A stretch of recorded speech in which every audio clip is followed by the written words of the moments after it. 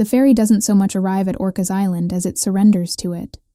That's the thought that comes to me as I stand at the bow with my duffel over one shoulder and the salt wind pulling at my jacket, watching the dark mass of forested hills materialize out of the fog like something dreamed rather than built.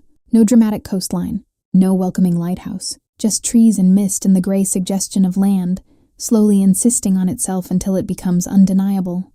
I've arrived at a lot of places in this line of work. Safe houses in Antwerp, perimeter compounds in Singapore, a converted monastery outside Lisbon, where a tech oligarch had convinced himself he was the subject of a papal conspiracy, but none of them announce themselves quite like this. Orcas Island doesn't announce itself.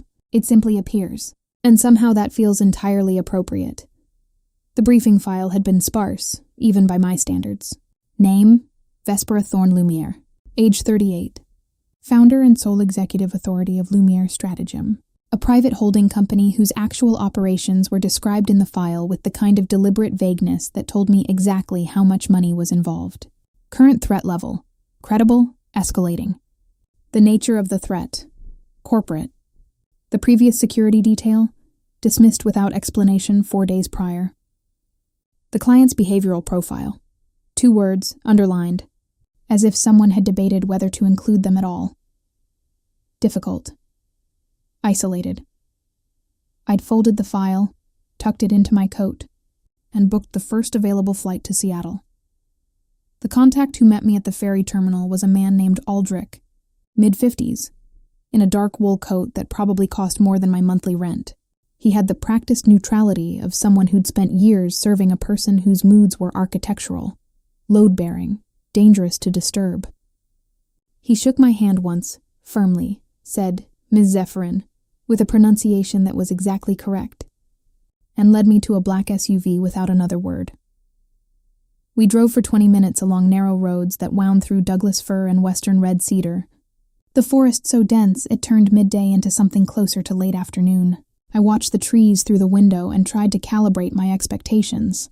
I'd done my own research, of course, I always did, and what existed publicly about Vespera Thorne Lumiere was simultaneously extensive and curiously thin. Extensive because she was, by any metric, one of the most formidable financial minds of the last 2 decades. Thin because almost nothing written about her felt true. The profiles in the financial press were exercises in projection. The Ice Queen, the Obsidian Executive, the Widow of Warmth, as one particularly overwrought profile had called her. What they meant was that she didn't give them what they wanted. She didn't perform accessibility. She didn't smile on cue. She existed in her industry, with a completeness that apparently read to most observers as inhuman. I'd always found that kind of description more revealing about the observer than the observed. What the profiles never mentioned, and what I'd found only in the most obscure corners of the internet, an archived essay in a now-defunct arts journal, a single footnote in an academic paper about private patronage, was that Vespera Thorne Lumiere had, for approximately 3 years in her late 20s, been a significant and anonymous donor to a collective of emerging visual artists based in the Pacific Northwest.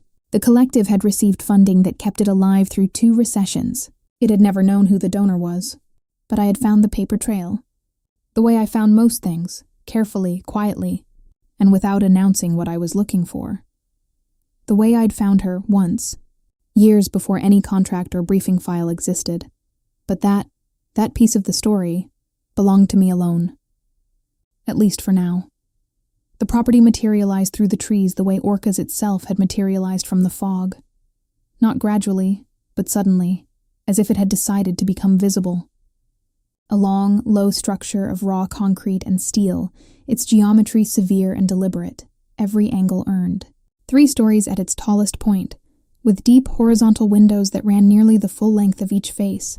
The surrounding forest had been allowed to grow close on 3 sides, so that the building seemed less like it had been built in the trees than that the trees had simply grown around something that had always been there. I knew brutalist architecture. I'd studied it in the way I studied most things, obsessively, sideways, in the margins of other projects. There was something about its honesty that I'd always responded to. The refusal to hide structure, to disguise load-bearing elements as decoration. What you saw was what held things up. No pretense. It was, in certain lights and certain moods, the most beautiful kind of building I knew. Aldrich pulled the SUV to a stop before a wide concrete apron and opened the door without being asked. I got out, shouldered my bag, and stood for a moment looking up at the house, if house was even the right word for it. Estate felt too old-fashioned. Compound felt too militarized. What it was, I thought, was a statement. A person's interior life rendered in 40-foot panels of board-formed concrete. Ms. Thorne-Lumiere will receive you in the main gallery, Aldrich said, already moving toward the entrance. I followed him through a pair of pivot doors that swung on a single central axis, heavy and precise, and into an interior that was cool and hushed and filled with a quality of light I couldn't quite account for.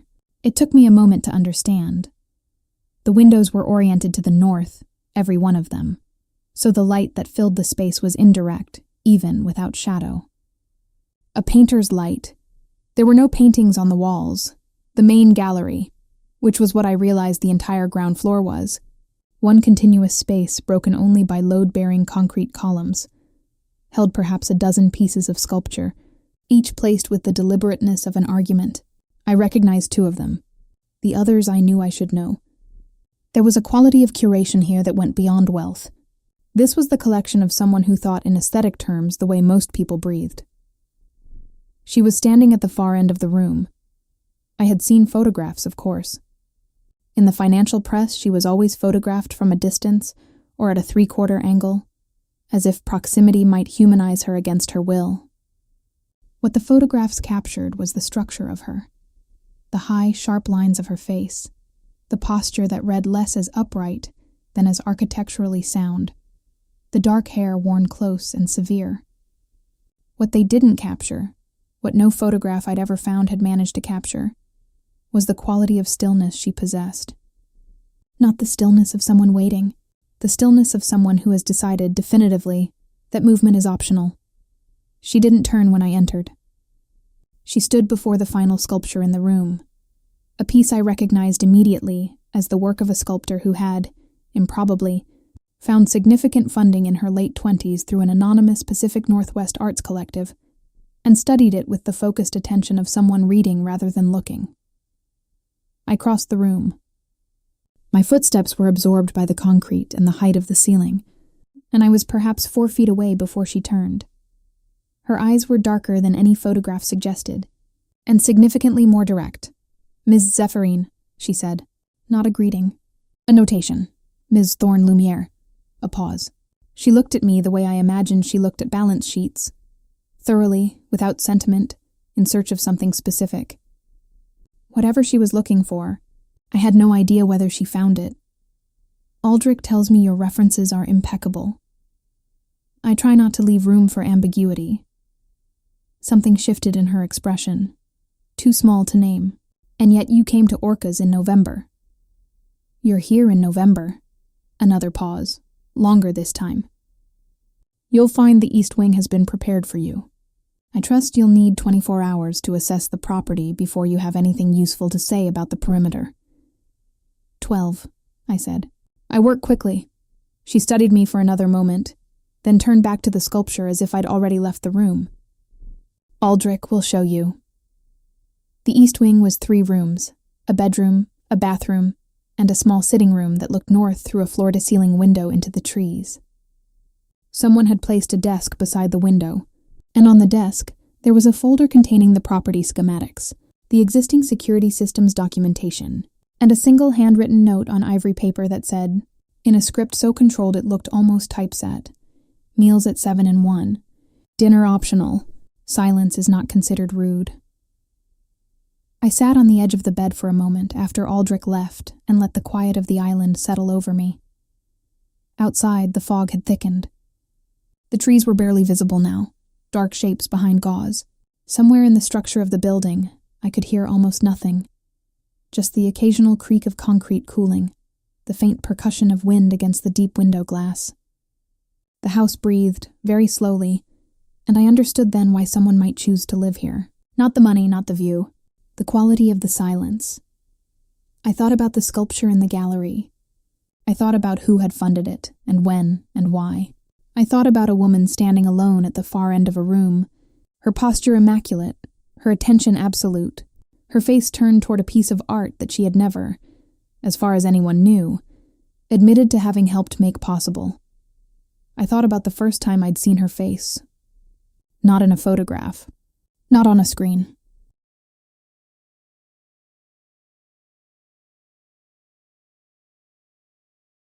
In my own memory, in the particular way certain images stay with a person, as a composite, a feeling, a shape of light. I'd been 26, in the middle of the worst year of my life, painting in a rented studio in Bellingham with bad heating and excellent natural light, when I'd come across the archived essay.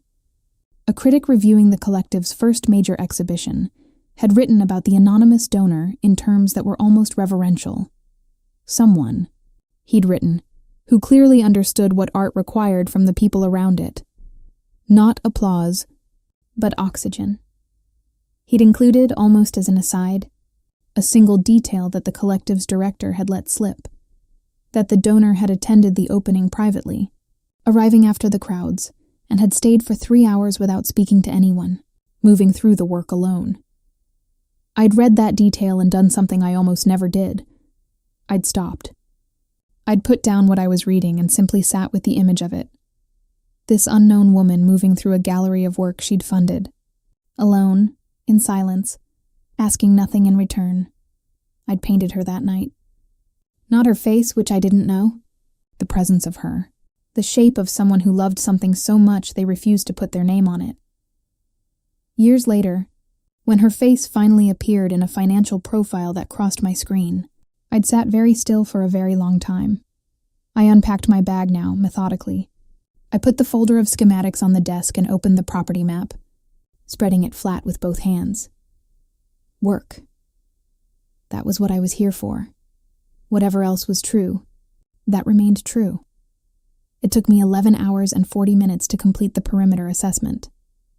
The property was 4.2 acres of forested terrain, of which roughly 1.8 were cleared or managed, with the remainder serving as both privacy buffer and, I noticed with the particular attention I gave to such things, potential approach cover. The existing security system was sophisticated but strangely arranged, excellent on the south and west faces, which overlooked the main road and the neighboring properties, but considerably weaker on the north face, which backed against a stretch of state forest that, to any competent threat assessment, was the obvious approach vector. Someone had prioritized visibility over actual vulnerability, which was the kind of mistake made by people who thought about security in terms of being seen to care about it, rather than actually caring.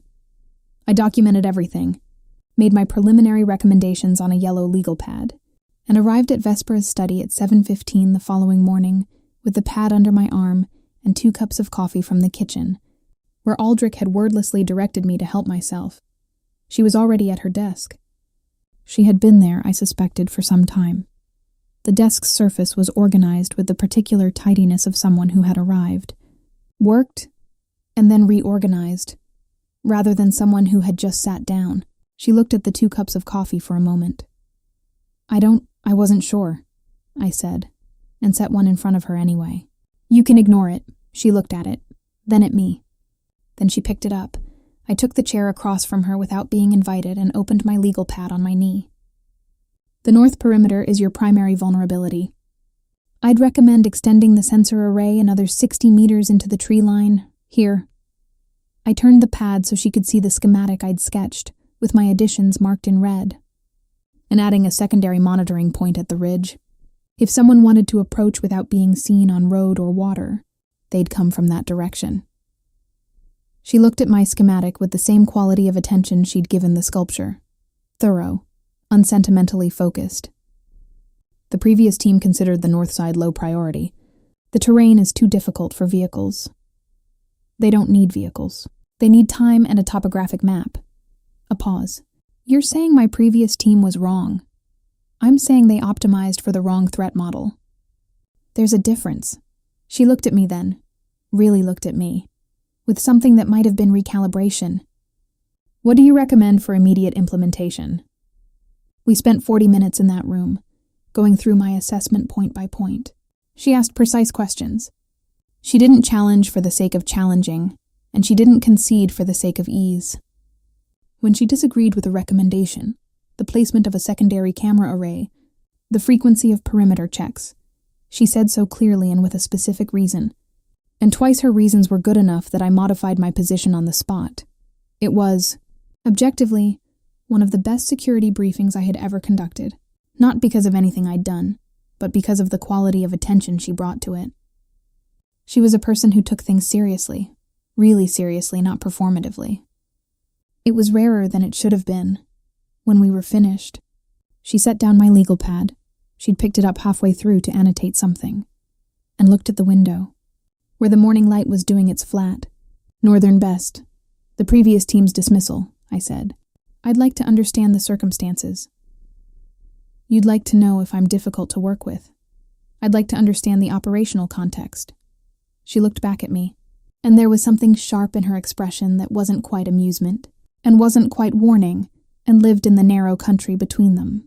I dismissed them because the lead assessor reported to my board of directors without my knowledge. He was providing information I hadn't authorized the transmission of. He was feeding intelligence to your board. He was being paid to protect me and had decided that the board's interests superseded mine. A pause. I found this unacceptable. I would too, I said. She looked at me for a moment. Your contract is with me, not with Lumiere Stratagem's board, not with Aldrich, with me specifically. I understood that before I agreed to the terms. I want to be certain you understand what it means in practice.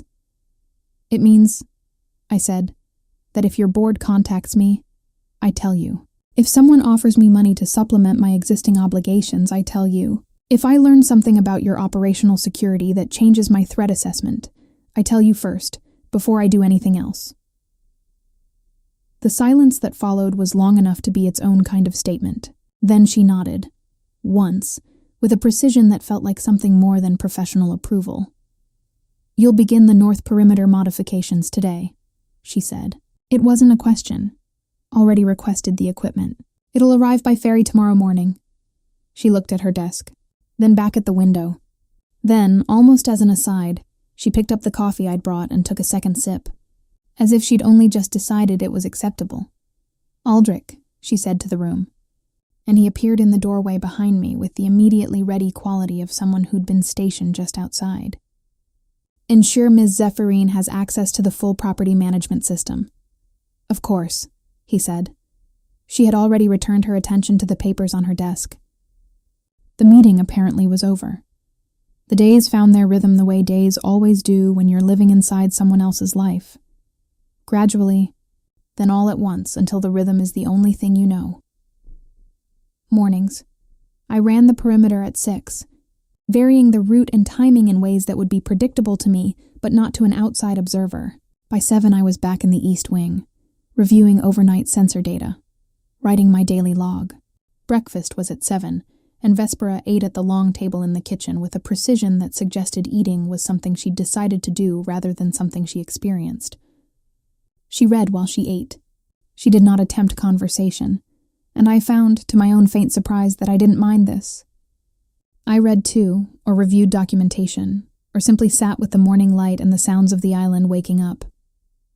There was something about her silences that I had never encountered before. Most people's silences were full of noise, the noise of what they were choosing not to say, the anxiety of unoccupied space. Hers were genuinely empty. She inhabited quiet the way she inhabited the house, completely, without apology. I found myself noticing things I shouldn't have been noticing. The way she held a pen, not gripped, but rested, with a lightness that suggested control rather than effort.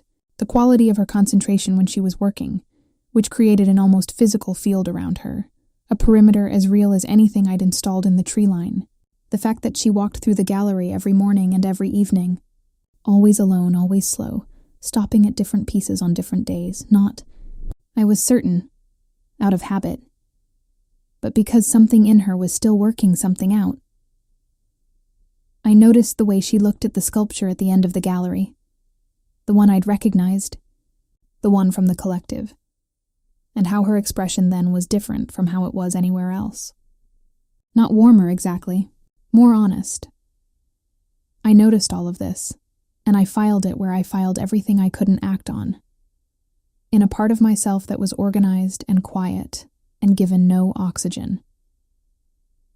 On the 5th day, I was in the forest on the north perimeter, overseeing the installation of the new sensor array, when my earpiece crackled and Aldrich's voice came through with something I hadn't yet heard from him. Urgency. Ms. Zephyrin, Ms. Thorne-Lumiere is asking for you. Something about the phrasing, asking for rather than requires or requests, made me move immediately. I found her in the main gallery, standing beside one of the central columns with her hand against the concrete and her posture fractionally wrong, like a building that had absorbed something seismic and was still deciding whether it mattered. Ms. Thorne-Lumiere. She looked at me, and what I saw in her face was something she had clearly not intended to put there. A flash of something that wasn't quite pain and wasn't quite fear and lived in the space where the body overrides the decisions of the mind. I seemed to be... She stopped. Started again. I've been having difficulty with... She didn't finish the sentence because she didn't need to. I was already across the room, and she was already listing slightly. The column no longer quite enough, and my hands found her elbows before any conscious decision had been made. I have you, I said, quietly, professionally, absolutely certain of the steadiness in my voice. Her hands closed briefly around my forearms. A reflex, not a choice.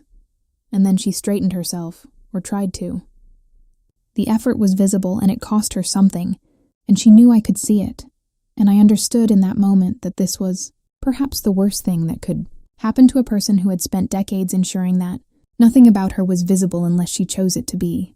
I've been told, she said carefully, with the precision of someone reconstructing dignity in real time, that I need to rest. Told by whom? My physician. In a call this morning. A pause. I've been ignoring the advisory for some time. How long?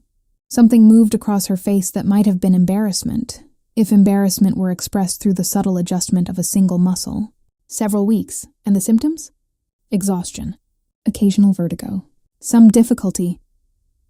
She stopped again, and I understood that what she was about to say was among the things she found most intolerable to admit. With focus. A woman for whom focus was the primary instrument. Yes, I understood. All right, I said. And I said it simply, without the quality of pity that I suspected would have sent her directly out of the room. Your study has a couch. I'm aware of what my study has. Then let's go there. She looked at me for a long moment. I met her gaze and kept my expression useful and steady, and entirely without the particular kind of gentleness that would have felt like condescension. She was not a person who needed softening. She was a person who needed company that didn't require anything from her. She walked toward the study under her own power, which I'd expected. I walked beside her, which was my job, and kept my distance calibrated to the kind that says, I'm here without saying. I'm watching. She slept for 2 hours. I sat in the chair by the study window and read through the threat assessment files I'd been building since arrival, and listened to the quality of her breathing change from the controlled shallowness of someone trying to stay alert to the deeper, unguarded rhythm of genuine sleep. Outside, the fog had come in again, and the trees had gone gray and soft, and the house was so quiet I could hear the distant percussion of the water somewhere far below the ridge. When she woke, she was silent for a moment before she sat up. Then she sat very still, oriented herself, and found me with her eyes with an expression that was carefully composed, but hadn't had quite enough time to fully solidify. You stayed, she said. I'm your security detail. A pause. You could have stationed yourself in the corridor. The corridor doesn't have a window view of the approach road.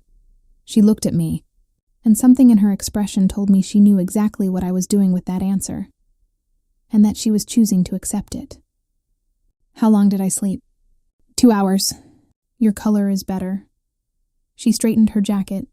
She'd slept in it, hadn't removed it, which told me something, and looked at the window. The fog was doing something particular with the last of the afternoon light, turning it silver and directionless. I don't lose function, she said, not angrily, factually the way she said most things. I find it disorienting. Anybody would. I suspect most people allow themselves to become exhausted and simply don't notice until they collapse. A pause. I noticed every stage. I chose to continue working anyway. Why? She looked at me sharply, as if the directness of the question was unexpected. Then she looked back at the window. There are several matters at Lumiere Stratagem that I believe require my specific attention. The threat to you is coming from inside the company. A silence. What makes you say that? The previous team was feeding information to your board. The corporate threat assessment in my briefing file was vague in very specific ways. The way information is vague when someone with access has edited it. And you're here, alone, in November, on an island, rather than in your offices. I paused. Whatever is happening at Lumiere Stratagem, you know who's doing it. You just don't know how to handle it without collateral damage. The quality of the silence that followed was different from any silence I'd encountered in the previous 5 days. It was the silence of someone deciding something. My COO, she said finally, has been moving assets without my authorization. Minor amounts, done carefully, done over several years.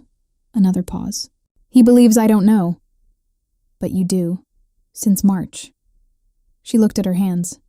The difficulty is that proof of his actions would require disclosing information that would destabilize a subsidiary in which several thousand people are employed.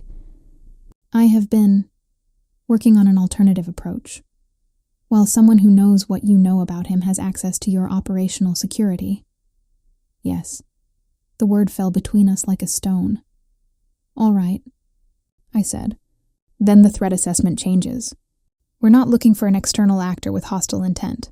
We're looking for someone who knows your movements, knows your property, and has a specific incentive to neutralize you before you complete whatever alternative approach you've been building.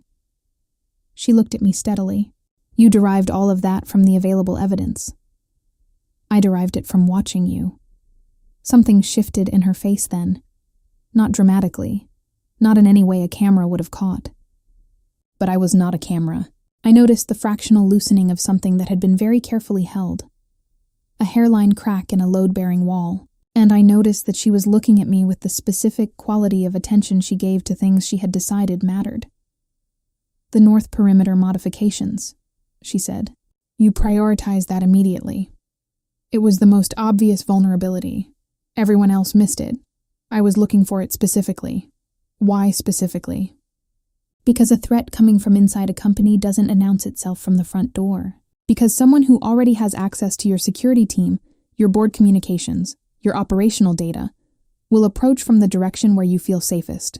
Because I have spent years learning how people think when they want to hurt someone without appearing to. Because, I said, the most dangerous approach is always the one that looks like it shouldn't need guarding. She held my gaze for a moment that felt longer than it was. Then she stood, smoothing the front of her jacket with the same control she brought to everything. Dinner, she said, if you're not otherwise required. It was, I understood, an invitation. From a person who did not extend them lightly, or often, or without significant internal consideration. I'll be there, I said. She walked to the door, and paused in the frame, and said without turning, the soup tonight is the Hokkaido pumpkin. Aldrich makes it in October and freezes it in portions. It's a pause so brief I almost missed it. It's good. Then she was gone, and I was alone in her study with the silver fog and the sound of the water and the ghost of something she had almost, for a moment, allowed herself to be. I sat very still.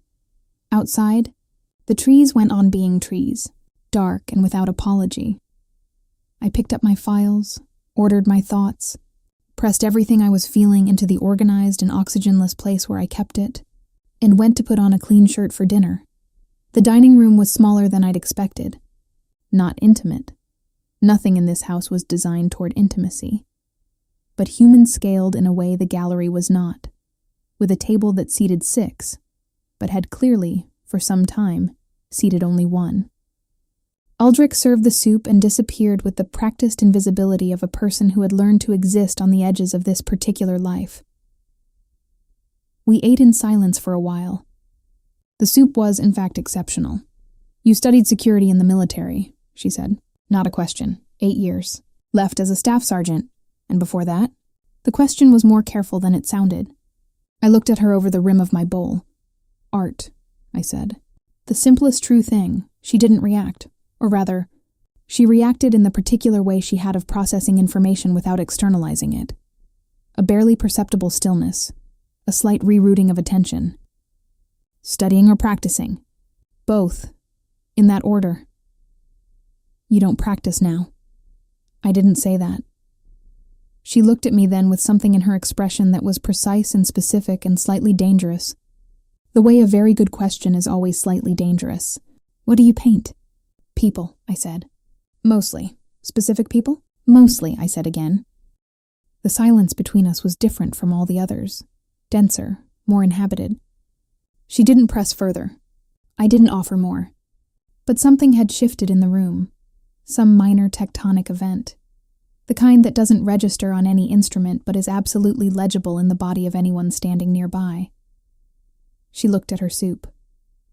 I funded an arts collective once, she said. Anonymously. She said it the way she'd said everything else. Factually, without apparent emotional weight. But I knew. Because I had spent years learning to read the weight beneath words. Because it was the only skill that had made me genuinely good at this work. That she hadn't said it without reason. She'd said it because something in the last 20 minutes had made her want to say it. Because she was a person who trusted very little and had just, fractionally, wanted to offer something true. I know, I said.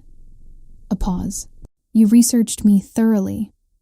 That's why you hired me. She looked at me again, and there was that sharpness again, that thing that lived between amusement and warning. The collective, she said. The work they produced was, she stopped, and I understood in the quiet of that pause that she had arrived at the edge of something she didn't yet have language for, or had language for, and was deciding whether to spend it. Necessary, she said finally. Yes, I said. It was. The fog pressed against the windows. The house breathed its concrete breath. We finished our soup in a silence that was, for the first time since I'd arrived on this island, something other than merely quiet. It was almost imperceptibly shared. I walked the perimeter at 11, the last check of the day, with a flashlight and my thoughts in the cold Pacific air coming in off the water. The trees were shapes and shadows, the sensor array I'd had installed catching the edge of my flashlight beam at intervals, a constellation of small green lights in the dark. She'd known what she was doing, I thought, with the collective. Not just the funding and the way of it, the anonymity, the refusal of credit. She'd given those artists what they needed and taken nothing in return. And then she'd built a wall 40 feet high around herself and told the world she was made of ice. I thought about the woman who moved through her gallery alone in the evenings, looking at art she'd helped make possible without ever saying so. I thought about the painting I'd made of her, before I knew her face. The presence of her, the shape of someone who loved something so much they refused to put their name on it. I stopped at the North Ridge and stood for a moment in the dark with the water somewhere below me and the lights of the house behind me through the trees. Warm lights, the kind you didn't usually associate with concrete and steel. My contract was with her. She had made that very clear. What she hadn't made clear, what neither of us had addressed, and what I would need to be very careful about, and what was going to require from me a standard of professional control I was already beginning to understand, would be the most demanding of my career, was what it meant to protect someone you had been trying, quietly, for years, to forget. The green lights blinked in the dark. Steady and reliable, I turned back toward the house.